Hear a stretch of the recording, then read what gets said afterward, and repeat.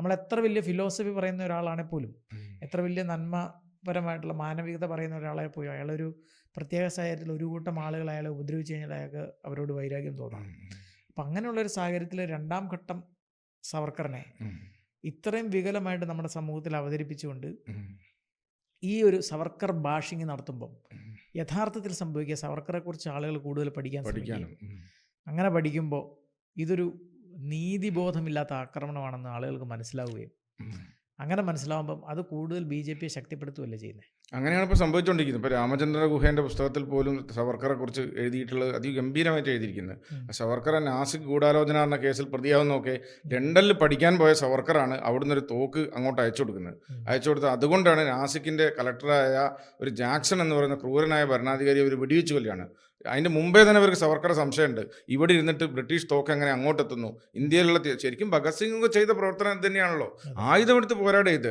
അവിടെ പഠിക്കാൻ പോയിട്ട് ബ്രിട്ടീഷുകാരെ സൗകര്യം നുണയായിരുന്നില്ല സവർക്കർ ചെയ്തത്, അയാളെ മനസ്സിൽ ഇന്ത്യയായിരുന്നു. അങ്ങനെ ആയുധമെടുത്ത് പോരാടി. അങ്ങനെ സവർക്കറെ പിടിച്ചിട്ട് സവർക്കറെ കൊണ്ടുവരുമ്പോൾ അയാൾ കടലിൽ നിന്ന് ചാടി, കപ്പലിൽ നിന്ന് കടലിലേക്ക് ചാടി, അങ്ങനെ പാരീസിനെ തീരത്തടിച്ചു, അങ്ങനെ വീണ്ടും പിടിച്ചു, അതിക്രൂരമായ മർദ്ദം. ഇങ്ങനെ ഒരു സിനിമാറ്റിക് വിപ്ലവകാരിയുടെ ലൈഫായിരുന്നു അയാൾക്ക്. അപ്പം അതായിരിക്കും ഒരുപക്ഷെ ഇടതുപക്ഷത്തെ പ്രകോപിപ്പിക്കുന്നത്. ഇവരെക്കാളും കേമനായ ശരിക്കും ഒരു ഹെഡേ വാറിനോ ഗോൾവാൾക്കറിനോ ഈ ഹീറോ പരിവേഷമില്ല. അവരങ്ങനെ ചെയ്തിട്ടുമില്ല. അവർക്ക് അങ്ങനെ ഹീറോ പരിവേഷമില്ല. അവർക്ക് സവർക്കർക്ക് ഇതൊക്കെ അറിയായിരുന്നു. ആയുധം ഉപയോഗിക്കാൻ അറിയായിരുന്നു, ശ്ലോകങ്ങൾ എഴുതാൻ അറിയായിരുന്നു, പണ്ഡിതനായിരുന്നു, സംസ്കൃതം പോലത്തെ എല്ലാത്തിലും പാണ്ഡിത്യം ഉണ്ടായിരുന്നു. അപ്പോൾ സവർക്കറെ എന്നാൽ ഒരു ഉയർത്തി കാട്ടാൻ പറ്റിയൊരു ബിംബം തന്നെയാണ് മറ്റവർക്ക്. അപ്പോൾ അത് തകർക്കുക എന്നുള്ളത് ഒരു ലെഫ്റ്റ് നറേറ്റീവ് ആയിരിക്കും. അപ്പോൾ അങ്ങനെയാണ് ഇത് വരുന്നത്. പിന്നെ മറ്റൊരു കാര്യം എന്ന് പറഞ്ഞാൽ ഈ പറയുന്നതിൽ വലിയൊരു പിശകുള്ളത്, പലരും സവർക്കർ ഒരു എത്തിസ്റ്റാണ് പറയുന്നുണ്ട്. ഇസ്ലാമോ ഗ്രൂപ്പുകൾ വ്യാപകമായിട്ട് പിന്നെ യുക്തിവാദികൾക്കെതിരെ പ്രയോഗിക്കുന്ന ഒരു സാധനമാണ് സവർക്കറായിട്ട് നാസ്തികത. സത്യത്തിൽ അത് തെറ്റാണ്. അതെ, ഫോട്ടോ വെച്ചിട്ട് സവർക്കറെ വെച്ചിട്ട് ശരിക്കും പൂർണ്ണമായും തെറ്റാണ്. സവർക്കർക്ക് അന്ധവിശ്വാസങ്ങളോടും ജാതിയോടും ഒക്കെ എതിർപ്പുണ്ട്. സവർക്കർ ഒന്നാന്തരം വിശ്വാസിയായിരുന്നു. സവർക്കർ ഗീതയായിരുന്നു സവർക്കറുടെ അടിസ്ഥാനം. സവർക്കറും ഗോഡ്സെയും ഗാന്ധിജിയും ഒക്കെ വിശ്വസിച്ചിരുന്ന ഗീതയായിരുന്നു. ഏത് സമയവും ഗീതയിലെ വാക്കുകൾ ഉദ്ധരിക്കുകയും ഗീതയെ കാണുന്ന ഒരാളുമായിരുന്നു. പിന്നെ മാത്രമല്ല സവർക്കർ ക്ഷേത്രം നിർമ്മിച്ചിട്ട് എല്ലാ ജാതി മതസ്ഥർക്കും അവരെ പ്രവേശനം ഉണ്ട് എന്ന് പറഞ്ഞ് പൂനെയിൽ ക്ഷേത്രം ഉണ്ടാക്കിയിട്ടുണ്ട് സവർക്കർ. അപ്പോൾ സവർക്കർ ഈ പറയുന്ന രീതിയിലുള്ള ഒരു നാസ്തികനായിരുന്നില്ല. സവർക്കർ രാമായണം ശരിയാണെന്ന് പറഞ്ഞ ആളാണ്. വാനര രാജ്യം ഉണ്ടായിട്ടുണ്ട്, വാനരസേന ശരിയാണെന്ന് പോലും സവർക്കർ എഴുതിയിട്ടുണ്ട്. റിഫോമിസ്റ്റ് ആണ്. എന്നാൽ സവർക്കർ വിശ്വാസിയായിരുന്നു. ആ വിശ്വാസത്തിന്റെ ഭാഗമായിട്ട് പറയുന്ന അയിത്തം പാടില്ല, ഹിന്ദുക്കളെല്ലാം ഒന്നിച്ച് നിൽക്കണം. പിന്നെ അംബേദ്കർ പറഞ്ഞ പോലെ വ്യവസായത്തെക്കുറിച്ച് പറഞ്ഞാണെങ്കിൽ സവർക്കറെ കുറിച്ചുള്ള ഏറ്റവും വലിയത്, അതായത് അയ്യങ്കാളിയും അംബേദ്കറൊക്കെ പറഞ്ഞ അതേ സാധനം സവർക്കർ തൻ്റെ പുസ്തകത്തിൽ പറയുന്നുണ്ട്. അതായത് നമ്മൾ എന്താണ് ചെയ്യേണ്ടത്? ഈ പശുവിൻ്റെ പുറകെ നടക്കല്ല. പശു ഒരു സാധാരണ മൃഗമാണ്. നമ്മുടെ ചിഹ്നം നരസിംഹമാണെന്ന് പറഞ്ഞത്. അതിഗംഭീരനായ, നമ്മൾ അടിച്ചാൽ തിരിച്ചടിക്കുന്ന സാധനമായിരിക്കണം. ഇന്ത്യക്കാരോട് സവർക്കർ ആഹ്വാനം ചെയ്യുന്ന വ്യവസായം ചെയ്യാനാണ്, വിദ്യാഭ്യാസത്തിലൂടെ വളരാനാണ്. എന്നിട്ട് നിങ്ങൾ ലോകത്തിന് മാതൃക കാട്ടണം എന്നാണ് സവർക്കർ പറയുന്നത്. ഇതായിരിക്കും കമ്മ്യൂണിസ്റ്റുകാരെ പ്രകോപിപ്പിച്ചത്. ഞാൻ ഇപ്പോഴും വിശ്വസിക്കുന്നത്, ഇപ്പോൾ സവർക്കർ ഈ സമയത്ത് ഈ വന്ദേമാരത വിവാദത്തിന്റെ കാലത്തൊക്കെ സവർക്കർ ഉണ്ടായിരുന്നെങ്കിൽ സവർക്കർ പറയാൻ എന്താണെന്നറിയാം. അന്നത്തെ സവർക്കർ ഉണ്ടെങ്കിൽ പറയുക, വന്ദേമാരതം പാടാതിരിക്കുകയോ ചെയ്യട്ടെ, അതല്ല നമ്മുടെ വിഷയം. നമ്മൾ നീറ്റ് പരീക്ഷയാണ് നടത്തേണ്ടത്. ഇത് വൃത്തിക്ക് നടത്തണം. നമ്മുടെ കുട്ടികൾക്ക് വിദ്യാഭ്യാസമാണ് പ്രധാനം. ഇത്രയും വിദ്യാഭ്യാസത്തിനും തൊഴിലിനും പ്രാധാന്യം നൽകുകയും അതിലൂടെയാണ് വളർച്ച എന്ന് കണ്ടെത്തുകയും. ജാതി മനുഷ്യനെ നശിപ്പിക്കുന്നു. വെറുതെ പറയല്ല ചെയ്ത്, ജാതി നിർമ്മാർജ്ജനം വെറുതെ പറയല്ല സവർക്കർ ചെയ്ത്. അദ്ദേഹത്തിന്റെ ഭാര്യ യശോദാബൻ, അവരുടെയൊക്കെ ലൈഫ് വായിച്ചാലുണ്ടല്ലോ നമ്മളെ കണ്ണ് നിറഞ്ഞു പോകും. പട്ടിണി കിടന്നാണ് ആ സ്ത്രീ മരിച്ചത്. ലിംഫോമ എന്ന് പറഞ്ഞ ക്യാൻസർ ആയിരുന്നു അവർക്ക് മരിക്കാൻ സമയത്ത്. പക്ഷേ ആകെ ചെറിയ പൈസയായിരുന്നു മഹാരാഷ്ട്ര സർക്കാരിൻ്റെ ഒരു പെൻഷൻ അവർ കൊടുത്തിരുന്നത്. എന്നിട്ട് ദാരിദ്ര്യം കാരണം പോഷകാഹാരക്കുറവ് ബാധിച്ചിട്ടാണ് അവർക്ക് ഈ ലിംഫോമയിലേക്ക് അവർ വന്നത്. എല്ലും തോലുമായിട്ട് മരിച്ചു. ഒരു മകൻ, വസൂരി ബാധിച്ച മകന് ചികിത്സ കിട്ടാതെ സ്വന്തം മുമ്പിൽ മരിക്കുന്നതാണ് യശോദാബേൻ എന്ന് പറയുന്ന സവർക്കറുടെ ഭാര്യ കാണേണ്ടി വന്നത്.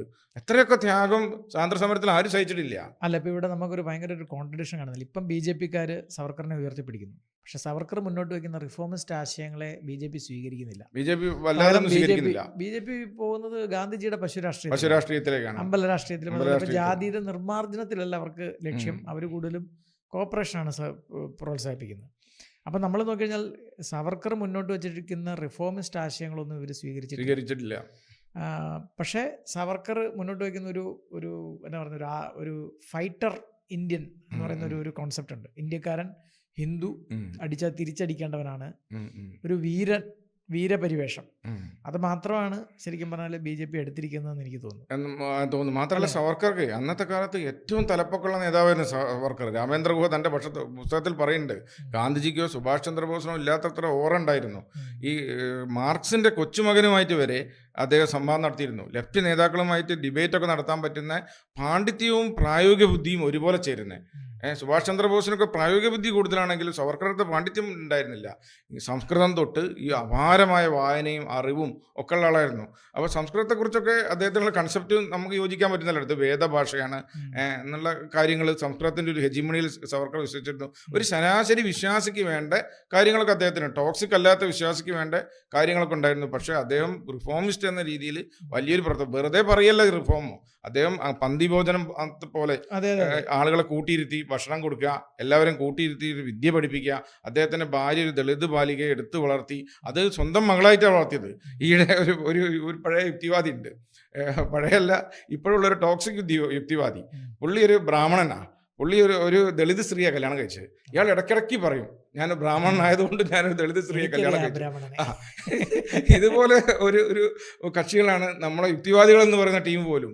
സവർക്കർ ഒരു ഭയങ്കര കോമഡി ഉണ്ടായിരുന്നു. പുള്ളി പറയുന്നത് പുള്ളിയുടെ കുടുംബത്തിലെ പരിപാടികൾക്ക് ഈ ഭാര്യയായിട്ട് പോകുമ്പോൾ, പുള്ളി ബ്രാഹ്മൺസ് ആണല്ലോ, അതും കൂടിയ ബ്രാഹ്മൺ, അതും പുള്ളി എടുത്തു പറയും, ആ ബ്രാഹ്മണന്റെ പേരും പുള്ളി പറയും. അപ്പം അങ്ങനെ പോകുമ്പം പുള്ളിയുടെ ഭാര്യ ജാതീയമായിട്ടുള്ള വിവേചനങ്ങൾ അവരുടെ കൂട്ടത്തിൽ അനുഭവിക്കുന്നു എന്ന് പുള്ളി പറയുന്നുണ്ട്. അപ്പോൾ എന്നോട് പുള്ളിയുടെ കൂട്ടത്തിൽ തന്നെയുള്ള ഒരാൾ എനിക്ക് എൻ്റെ സ്ക്രീൻഷോട്ട് എടുത്ത് അയച്ചു തന്നിട്ട് പറഞ്ഞു, ഇപ്പം ഇവൻ എപ്പോഴും ഇവൻ്റെ വീട്ടിലെ പരിപാടിക്കാണോ പോകുന്നത്, എൻ്റെ ഭാര്യയുടെ വീട്ടിലെ പരിപാടിക്ക് എന്തുകൊണ്ട് ഇവൻ പോകുന്നില്ല? എന്നാൽ അങ്ങനത്തെ ഷോമാൻ ആയിരുന്നില്ല സവർക്കർ. അദ്ദേഹം ഇതുപോലെ ചിത്ഭവൻ ബ്രാഹ്മണൻ എന്ന് പറഞ്ഞാൽ ഇതിൽ തന്നെ ഗ്രേഡ് കൂടിയ ആളാണ്. അതാണ് ഗാന്ധിജി പോലും പേടിച്ചു പോയത്, ഇത്രയും വലിയൊരു ചിത്ഭവൻ ബ്രാഹ്മണൻ ഇത് കൊഞ്ച് കഴിക്കുമെന്ന്. അപ്പോൾ നോൺ വെജിറ്റേറിയൻ കഴിച്ച് കരുത്താർജിക്കാനാണ് പറഞ്ഞത്. അപ്പോൾ അങ്ങനെയുള്ള റിഫോമിസ്റ്റ് അന്നത്തെ കാലത്ത് ചിന്തിക്കണമെങ്കിൽ സവർക്കർക്കേ കഴിയുള്ളൂ. അതായിരിക്കണം സവർക്കർ എത്രയധികം ഷെയിം ചെയ്യാൻ കാരണം.